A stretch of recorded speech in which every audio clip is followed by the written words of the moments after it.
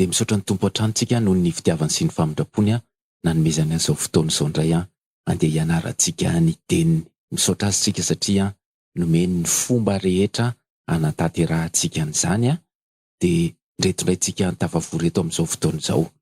Ny Baiboly de milaza hoe any am-parany any ny olona de tsy hisaotra intsony. Itsika efa nampianarin'ny tompo hisaotra, tsika efa mahay misaotra, tsika efa mahita ny voninahiny, tsika miaina ao anatin'ny fintantanany sy ny fivimbinany atsika isan'andro itsika hisaotra ny tompo. Mety mbola misy nanadino anefa noho ny antony samihafa de mianatra isan'andro tsika misaotra ny tompo. Raha misy olona ary amin'izao fotoana izao mbola tsy nahavita ny fisaorany amin'ny zavatra rehetra de ndao anararoatra, ndao hisaotra ny tompo fa tsara izy. Mahagaga, tsy takatry ny saina. Ny Baiboly de milaza fa toy ny avy ny lanitra amin'ny tany ny elanelan'ny fisainan'Andriamanitra sy ny fisainan'ny zanak'olombelona. Mahagaga, asa mahagaga. Zany no ataon'ny tompo amin'ny fiainantsika isan'andro. Fa izy tsika ny tsy hisaotra. Ndao hisaotra ny tompo amin'izany hatsarany zany. Raha ohatra ka misy olona tafaraka aminay eto amin'izao fotoana izao mbola tsy zatra mihitsy, mbola mametraka fanontaniana hoe inona ny tokony hisaorana, tsy mahavoaka fisaorana mihitsy ny vava, de tonga ny tenin'Andriamanitra androany mampianatra ny malagasy rehetra fa tokony hisaotra an'Andriamanitra tsika amin'ny zavatra rehetra. Mety mbola hanahirana ihany koa ny misaotra amin'ny fahoriana sy ny fijaliana sy ny zavatra rehetra mbola tsy azo, fa raha misy olona tafaraka aminay amin'izao fotoana izao ka vonina izy nianatra an'izany fisaorana izany, hanatanteraka an'izany, hanolotra ny vavany ho an'ny tompo, hisaotra, aza matahotra ianao fa ny tompo no manao an'izany asa mahagaga izany de lasa hipololotra fisaorana ny vavanao, de ahita ny voninahiny ianao de vao mihiratra ny masonao amin'ny maraina mandra-pahatoro indray de hisaotra ny tompo ianao satria mahita ny fahatsarany. Ndao hianatra hisaotra ny tompo fa ahatonga ny toe-panahy ho feno fanetreteny zany satria atsapany ny olona anankiray fa tsy mahavita na inona izy, tsinitsinina izy raha tsy ny tompo no mitantana ny fiainany de hipololotra fisaorana, fiderana, fankalazana, fanajana, fanandratana an Jesosy tompo sy Jehovah Andriamanitra ny vavany. Ny ekipa rehetra koa de misaotra anao amin'izao ianao tsy mahafoy ny fiarahana izao, ary manolotra ny arahaba tsy lany amamina ho mba hampiraritsoa ho an'ny malagasy rehetra eto an-tanindrazana sy izay rehetra any ampitan-dranomasina any. Tsy miova ny firaritsoanay fa ny azonao ny herin'Andriamanitra mba hoentina mihazakazaka. Andro farany izao efa ho avy Jesosy mila ny heriny, mila ny fanahiny masiny tsika andresena n'ity zao tontolo izao ity. Zany mahatonga antsika mianatra eto foana isan'andro, manolotra ny fiainantsika, manolotra ny fotoanantsika, manolotra ny fosin'ny saina sy ny fanahy ny amintsika rehetra mba ho kasihan'ny tompo amin'ny alalan'izao fianarana izao mba ho vonina tsy ho menatra azy rehefa ho avy indray ny fiverenany, haka an'ireo zay rehetra mitandrina ny didiny.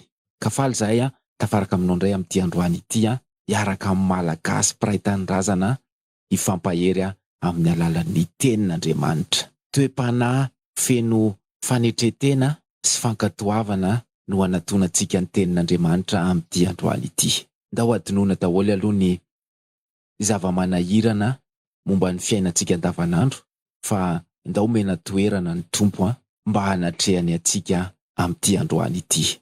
Ndao angataka amin'ny tompo hoe manatrehanay ianao amin'izao fotoana izao fa tsy mahavita na inona izay raha tsy eto ianao. Ndao hifantoka ny foamam-panahy, hikatsaka ny fanatrehan'ny tompo, hibanjina azy mba tsy hisy dikany amintsika intsony izao rehetra hita amin'ny maso izao fa hikatsaka ny tsy hita maso. Ka raha mbola misy olona amin'izao fotoana izao mbola misy zavatra manahirana azy noho ny aretina, noho ny fahasahiranana, noho ny amin'ity izao hita maso ity, de ndao aloha tsika anokana ny fotsika sy ny fiainantsika, ny fanahintsika ho an'ny Tompo amin'izao fotoana izao. Rehefa feno fanahin'Andriamanitra tsika dia lasa manetry tena amin'izao fianarana ny tenin'Andriamanitra izao, dia tsy monomonina intsony, dia tsy ametraka fanontaniana intsony, dia tsy hanana saina botolo intsony, fa hanantona ny tenin'Andriamanitra amin'ny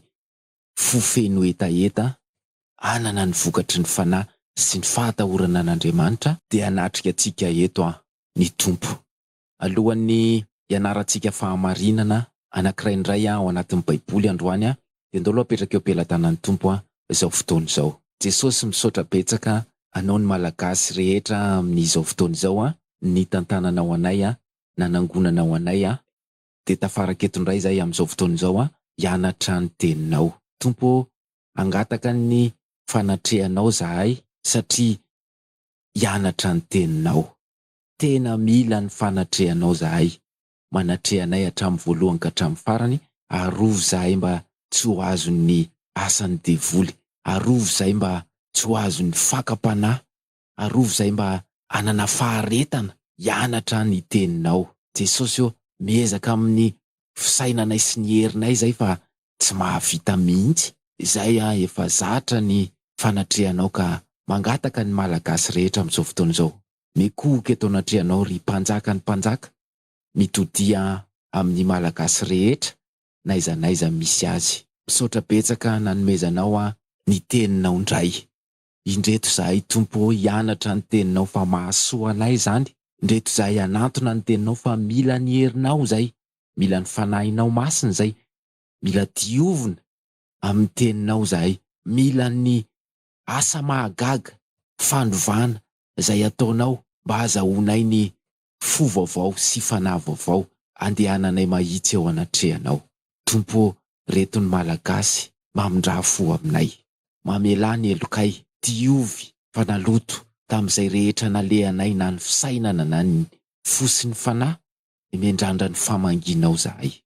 Anantona ny teninao zahay, omeo fotsotra sy fo madio ny tsirairay avy mba hahazoanay mankatoa sy manatanteraka ny teninao. Atolotra ianao ny fotoana rehetra, atolotra ianao ny fiainanay rehetra.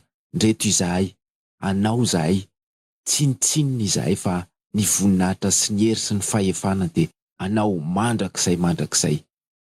Dia hiankina amin'ny mpanjaka sy ny tompo zahay satria anao zay sady zanakao zahay. Misaotra ry mpanjaka ny mpanjaka, dia raha silaza sy voninahitra no atolotra ianao amin'izao fotoana izao. Amin'ny anaranao no angatahanay an'izany vavaka izany, ny malagasy rehetra na hoe Amen.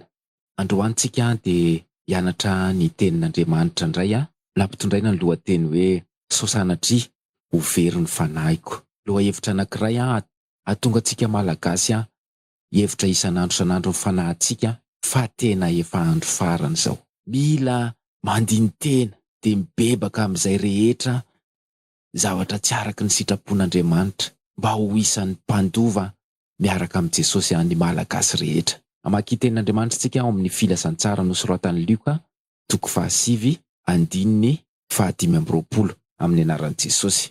Fa inona no soa azon'ny olona raha mahazo izao tontolo izao aza kanefa mamery ny tenany na ariana izy. Izay tenin'Andriamanitra izay no ndao apetraka amintsika rehetra amin'izao fotoana izao hoentintsika mandiny tena. Inona ny soa azon'ny malagasy raha mahazo izao tontolo izao aza kanefa mamery ny tenany na ariana izy. Io andininy novakitsika teo io dia fanontaniana napetraka Jesosy tao aorianan'ny izy avy nanao ilay fahagagana namana olona 5,000. Tsara ho ianarantsika mihitsy hoe fa nanino Jesosy ny nametraka ny fanontaniana io. Dia ndao ary hovakitsika mihitsy aloha ny zavatra niseho tao alohan'io fanontaniana io.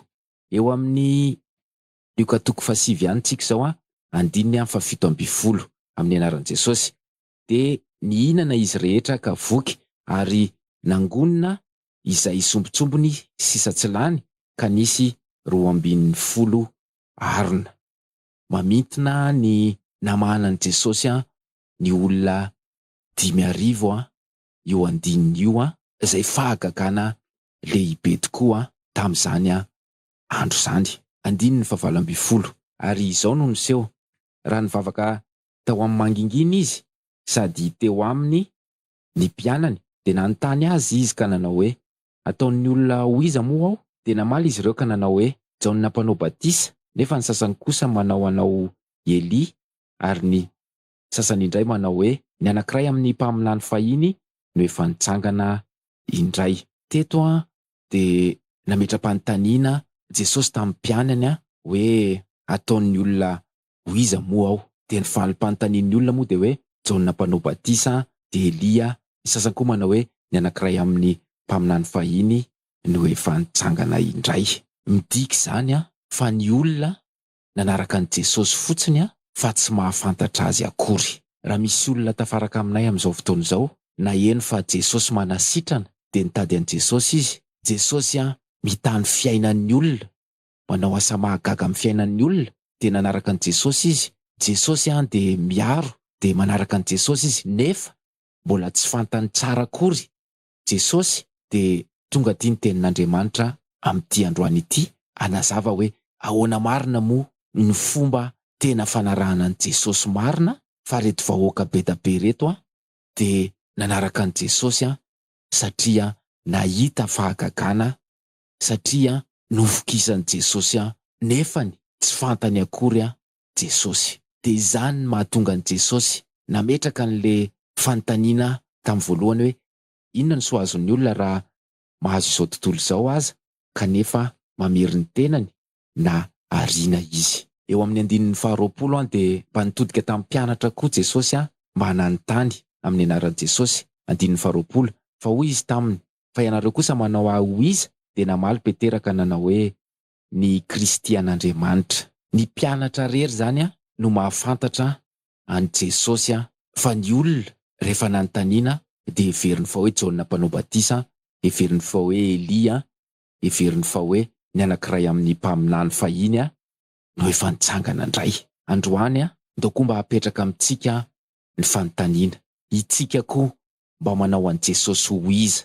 Tena fantatritsika marina ve ny Jesosy inotsika? Mba tena fantatritsika marina ve ny Jesosy izay arahantsika? Sao dia mbola misy olona manaraka an' Jesosy satria naona izy? Sao dia mbola misy olona manaraka an' Jesosy satria Jesosy manao zava-mahagaga? Fa androany ndao anontany tena, ndao andiny tena hoe tena fantatritsika marina ve Jesosy arahantsika?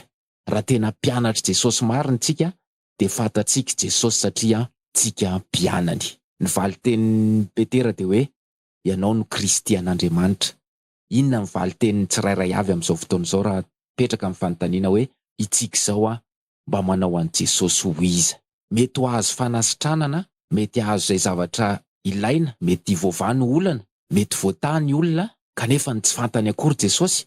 Dia izany mahatonga an' Jesosy hoe inona no soazon'ny olona raha mahazo izao tontolo izao aza kanefa amery ny tenany na ariana izy. Nanomboka nanazava amin'izay Jesosy eo amin'ny andininy 12 ny fomba fanarahana azy amin'ny anaran'i Jesosy. Andininy 12 ka nanao hoe ny zanak'olona tsy maintsy hiaritra zavatra maro ka ho lavin'ny loha olona sy ny lohan'ny mpisorona mba amin'ny mpanora-dalàna sady ho vonony, ary amin'ny andro fahatelo dia hitsangana amin'ny maty. Andininy 17 ary hoy koa Jesosy tamin'ny rehetra, raha misy te hanaraka oka izy handany tenany dia hitondra ny azo fijaliana isan'andro ka hanaraka. Fa na iza no te hamonjy ny ainy dia hahavery izany, ary na iza no hahavery ny ainy noho ny amiko dia izy no hamonjy izany. Andininy 15 fa inona no soazon'ny olona raha mahazo izao tontolo izao aza kanefa mamery ny tenany na ariana izy? Nofaritan'i Jesosy tsara mihitsy hoe tsy noho ny izy manao fahagagana, tsy noho ny izy manao fitahiana sy fiarovana sy asa mahagaga rehetra mamany olana manasitrana ny tokony hanarahan'ny olona an' Jesosy, fa tokony ho fantany mihitsy hoe raha te hanaraka azy marina. Fa hoy Jesosy hoe raha misy te hanaraka aoka izy handany tenany ka hitondra ny azo fijaliana isan'andro ka hanaraka. Ny tena mpanaraka an' Jesosy zany dia tsy olona te hitsotsotra, tsy olona te hitady izay metimety, tsy olona te hovoky foana, tsy olona te hividy zavatra foana, tsy olona te hanan-javatra foana, fa olona mandà ny tenany dia hitondra ny hazo fijaliany isan'andro. Olona mitondra ny hazo fijaliana isan'andro, ny fanenjehana, ny fakapanahy, izay rehetra hiaretana momba ny amin'ny Jesosy. Izany no mpanaraka an' Jesosy. Dia nametraka fanontaniana mihitsy Jesosy hoe inona ny soa azon'ny olona raha mahazo izao tontolo izao. Amin'izao fotoana izao dia izany izao ny rivotra hiainantsika. Ny te hanana dia mba te hitsotsotra, dia ny te mba metimety, ny te hanamboninahitra, ny te ho hajaina, te ho salama tsara, tsy manana olana, fiainana eritreretana fa dia misosa ho azy fotsiny. Dia fitahan'izao tontolo izao ny olona anehoany hoe misy vahaolana foana, mbola hiatsara koram-pitso sy ireo fampianarana maro samihafa mampanantena tsy misy. Dia tonga ny tenin'Andriamanitra amin'ity androany ity hoe raha misy te hanaraka aho Jesosy, aoka izy handany tenany dia hitondra ny hazo fijaliany. Ireo izay zavatra rehetra eritreretan'ity teny ity dia aoka izy handany tenany. Ireo filana rehetra ilain'ity nofo ity dia aoka izy handany tenany. Izany no mahatonga antsika hoe ndao anatona ny fampianarana amin'ny fofeny fankatoavana. Fa izao fampianarana izao dia hahatonga ny olona hametraka question be da be, hahatonga ny olona hanao commentaire, hahatonga ny olona himonmonina dia hiefara amin'ny fanoherana an'Andriamanitra. Oka tsy hitsika izany, ataontsika anatona ny tenin'Andriamanitra amin'ny fanetretena. Ka raha mbola nisy olona tsy nahafantatra tsara hoe ahoana marina moa izany tena manaraka an' Jesosy izany, dia ndao ary ametraka amin'izay ilay fanontaniana napetraka Jesosy amin'ny tenantsika tsirairay avy tsika hoe inona ny soa azon'ny olona raha mahazo izao tontolo izao aza kanefa mamery ny tenany na ariana izy. Mila fandinihan-teny izany amin'izao fotoana izao na ny olona farany sahirana indrindra aza dia manana telefona. Raha taloha izany telefona izany dia teny entanan'ny mpanan-karena ihany. Midika izany fa amin'izao fotoana izao dia afaka mahazo ny zavatra iriny ny olona anankiray, na ara-pitaovana io, na ara-pifandraisana io, na ara-pianakaviana io, na amin'ny asa io, amin'ny fiainana rehetra. Dia tena hita mihitsy hoe mikatsaka ny zavatra hita maso ny olona. Dia ndao tsika handiny tena amin'ireo zavatra rehetra izay efa ananantsika, na amin'ny lafiny ara-pitaovana, na amin'ny lafiny amin'ny maha-olombelona antsika, dia apetraka amin'ny fanontaniana hoe inona ny soa azontsika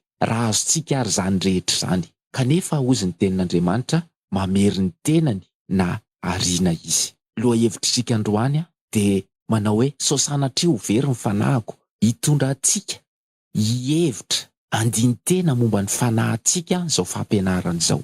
Satria efa hita izao fiainantsika izao fa anjakan'ny te hanam-be, anjakan'ny te hihinam-be, anjakan'ny te hitafy be da be, anjakan'ny te hanana voninahitra be. Dia hozy Jesosy hoe inona ny soa azon'ny malagasy raha mahazo an'izany rehetrarehetra izany kanefa mamery ny tenany na ariana izy. Manasa anao handray an'izany tenin'Andriamanitra izany amin'ny fisaintsainana andro aman'alina mba tena azoana marina mandinika ny fitondrantenantsika eo anatrehan'Andriamanitra. Ka tsy hanao ohatran'ireto vahoaka be da be reto nanaraka an'i Jesosy tamin'izany andro izany. Dia nitady an'i Jesosy satria misy tombontsoa. Dia nitady an'i Jesosy satria misy tombontsoa an'ity nofo ity. Te ho sitrana, te ho tahiana, te ho arovana. Androany hozy Jesosy hoe inona ny soa azon'ny olona raha mahazo izany rehetrarehetra izany. Sao dia mbola tsy fantatra akory ary le Jesosy. Sao dia mbola tsy mazava tsara akory ny aminy. Fa izao Jesosy ianarantsika izao, izao Jesosy arahantsika izao, izao Jesosy katsahantsika fantatra izao, dia Jesosy efa mipetraka eo an-tanana ankavanan'Andriamanitra, mihazona ny fahefana rehetra, manjaka mandrakizay, ary efa miatrana hiverina hakan'ireo izay mitandrina ny didiny. Sao dia mbola tsy fantatra tsara akory izany, fa marary dia te ho sitrana, fa manana problème dia te hivaha fotsiny, misy fanahiana dia te ho arovan'i Jesosy, fa sao dia tsy fantatra hoe Jesosy hitondra an'izay rehetra matahotra azy sy mitandrina ny didiny hiara-pandova aminy any amin'ilay lapa efa nomaniny. Sao dia tsy izany no anarahany malagasy ny Jesosy, sao de tsy izany ny anarahantsika ny Jesosy. De mametra-panontaniana amintsika mihitsy izy androany hoe inona ny soa azonareo ry malagasy raha sitrana, raha mahazo vady, raha mahazo asa, raha mahazo trano, raha mahazo tômôbila, raha mahazo laza sy voninahitra, kanefa mamery ny tenanareo ianareo na ariana. E mila mandinika an'izany tsika. Ndao hevitra ny fanahintsika, ndao hianatra momba ny Jesosy raha mbola tsy fantatra tsara izy. Fa izy nefa miatrana amin'ny voninahiny sy ny hery sy ny fahefana miaraka amin'ireo anjely haka, hamaly, hitsara ny olona rehetra arak'izay nataony avy. Manasa antsika ny tenin'Andriamanitra ndao handiny tena. Zany nahatonga an'i Jesosy ametraka an'izany fanontaniana izany satria tsy fantatry ny olona akory ny antony anarahany an'i Jesosy. Zao ndray tsika de hijery an'io tenin'Andriamanitra io hoe inona ny soa azon'ny olona raha mahazo izao tontolo izao. Rehefa miresaka ny hoe mahazo izao tontolo izao de ny resaka ara-bola aloha ny tena mampifomaraina, mampitotototo ny olombelona amin'izao fotoana izao. Nisy mpanan-karena ao amin'ny boky nosoratan'i Luka 2:20-20 ny teny ohatr'izao izy. Vakina amin'ny anaran'i Jesosy. De ilaza amin'ny Fanahiko ao hoe ry fanahy io manana fananana be voatahiry ho amin'ny taona maro ianao, mitsahara, mihinana, misotro, mifalia. 20 Fa Andriamanitra kosa nanao taminy hoe ry adala, anio no alaina aminao ny fanahinao, ka ho aniza izay no arianao. Ao amin'ny Luka 2:20 indray 20 de ozy ny tenin'Andriamanitra manao hoe amin'ny anaran'i Jesosy, ary izao no niseho, maty ilay mpangataka de nentin'ny anjely ho eny an-tratran'i Abrahama, ary maty koa ilay mpanan-karena de nalevona. 17 Ary raha nijaly tao amin'ny elo izy ka niandrandra de nahita ny Abrahama teny lavitra eny sy Lazarosy teo an-tratrany. Mbola ny bokin'ny Luka ihany 2:20 amin'ny anaran'i Jesosy. Fa ho moramora kokoa no hidiran'ny rameva amin'ny vody fanjaitra no hidiran'ny mpanan-karena amin'ny fanjakan'Andriamanitra. Karazana mpanan-karena anankitelo no lazain'ny tenin'Andriamanitra eto nahazo izao tontolo izao. Ny mpanan-karena de afaka manana an'izay rehetra iriny. De ozy ny tenin'Andriamanitra hoe inona ny soa azon'ny olona raha mahazo izao tontolo izao aza. De ireo misy ohatra mpanan-karena anankitelo ny voalohany niary de niteny izy hoe mitsahara, mihinana, misotro, mifalia. Zany le karazan'olona mahazo izao tontolo izao. Ny anankiray indray nahazo izao tontolo izao de ozy ny tenin'Andriamanitra hoe nijaly tao amin'ny elo. Lasany amin'ny elo zany le mpanan-karena. Ny fahatelo indray mbola tsy maty ity zatovo mpanan-karena ity fa ozy indray Jesosy hoe ho moramora kokoa ny hidiran'ny rameva amin'ny vody fanjaitra noho ny hidiran'ny mpanan-karena amin'ny fanjakan'Andriamanitra. Noho izany antony fikatsahan'ny olona harena eto ambonin'ny tany zany no mahatonga an'i Jesosy manontany hoe inona ny soa azon'ny olona raha azony ary izao tontolo izao. Nefa mamery ny tenany izy na harina. Misy fotoana Jesosy niteny hoe alao tsy ary akory, alao tsy nisy akory toy izay ho very ny fanahy. Tsy misy dikany mihitsy ny nananana fananana, nananana fianakaviana, nananana asa, nananana voninahitra sy laza teto amin'ity izao tontolo izao ity kanefa ho very ny fanahy. Ozy ny tenin'Andriamanitra hoe ary raha nijaly tao amin'ny elo izy, fijaliana mandrakizay ny ao amin'ny elo. Ndao tsika andinika ny momba ny fanahintsika, ndao hevitra ny momba ny fanahintsika amin'izay manomboka androany. Okizay ny andeha andany fotoana, andeha andany aina, andeha hikatsaka ny izao tontolo izao ity, te hanana an'izao, te hanamboatra an'izao, te hanao an'izao, andao hikatsaka ny fanjakan'Andriamanitra. Ndao andiny tena hoe ho aiza ity fanahy ity rehefa ho avy ny fahafatesana. Isan'andro tsika de mahita olona maty, fa rehefa ho avy amintsika zany fahafatesana zany tsy fantatra na rehefa aveo, tsy fantatra na rapitso, tsy fantatra na roviana na roviana. De ho aiza ny fanahintsika? Ry malagasy mpiray tanindrazana ndao hevitra ny fanahintsika amin'izay hoe ho aiza rahatr'izay. Ampy izay ny fikatsahana harena, ampy izay ny fikatsahana izay rehetra mbola hita maso. Andao hevitra ny fanahintsika amin'izay fefa miatra ny Jesosy. So de anenina raha misy olona amin'izao fotoana izao nanaraka ny Jesosy noho ny tombotsoa eto tany de tonga ity ny tenin'Andriamanitra miantso antsika menakavy ndao hevitra ny fanahintsika amin'izay fa Jesosy izay mipetraka eo an-tanan'ankavanan'Andriamanitra amin'izao fotoana izao, amin'ny heriny sy ny voninahiny sy ny fahefany, efa miatrana hitsara ny zanak'olombelona rehetra amin'izay rehetra nataony. Izy ny manana ny fahefana hanary ny fanahintsika any amin'ny elo. Ndao petraka eo am-pelantanan'ny Tompo izany teny izany fa sao dia alainy devoly. Jesosy eo misaotra betsaka mbola manontany anay, misaotra betsaka mihevitra anay fa isan'andro zay dia mifomaraina, mikatsaka, manao ny ainy tsy ho zavatra, mandeha mitotototo, mitady izay rehetra mba tsaratsara amin'ny fiheveranay ty nofinay ity. Misaotra betsaka nametraka an'izany fanontaniana izany mba hahatonga anay hihevitra ny fanahinay. Jesosy matetika izay ny variana amin'izao tontolo izao tsy mihevitra akory ny hafaran'ny fanahinay, na dia misy ny ady, na dia misy ny aretina, na dia misy ny maty isan'andro isan'andro. Fianakaviana, ny ao an-trano, ny mpiara-monina, ny mpiray tanindrazana, fa ohatra nefa tsy mahataitra anay intsony izany. Tompo, misaotra betsaka nametraka n'ity fanontaniana ity, midika fa tia anay ianao ary tianao zahay hihevitra momba ny fanahinay. Jesosy vangio ny malagasy tsirairay avy amin'izao fotoana izao. Mila ny famahinao hanadio ny tsirairay avy amin'ny alalan'ny teninao. Hampanetry tena eo an-tongotrao, hampanetry tena eo ambanin'ny tana maherinao. Vangio ny malagasy, arotsahy ny herinao sy ny fanahinao masina mba hampiaiky fa mpanoty zahay, mba hampiaiky fa mila mihevitra ny fanahinay izay fa efa akaiky ianao. Tompo, misaotra betsaka. Tena mekoky izahay, tena tsapa Jesosy ny fitiavanao, tena tsapa Jesosy fa mitady ny very ianao, tena tsapa Jesosy fa tianao hiara-pandova aminao zahay.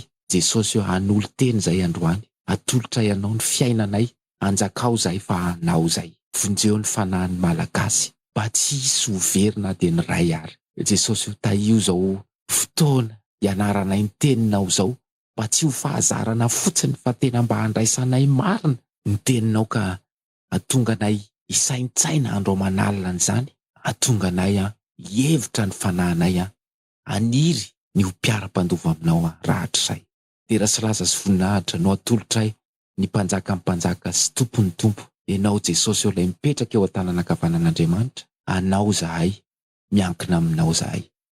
Misaotra betsaka niaraka taminay tamin'ity androany ity hatramin'ny voalohany ka hatramin'ny farany. Voninahitra ho anao rery mandrakizay amin'ny anaranao no angatanay an'izany vavaka izany. Misaotra Tompo, ny malagasy rehetra anao hoe amen. Makasitraka anao indrindra ny ekipa rehetra amin'izao fotoana izao niaraka taminay teto ianao tsy niova radio, mametraka mandram-piona izay fa manantena ny mbola hifankahita, ndao hihevitra ny fanahintsika fa efa ho avy Jesosy.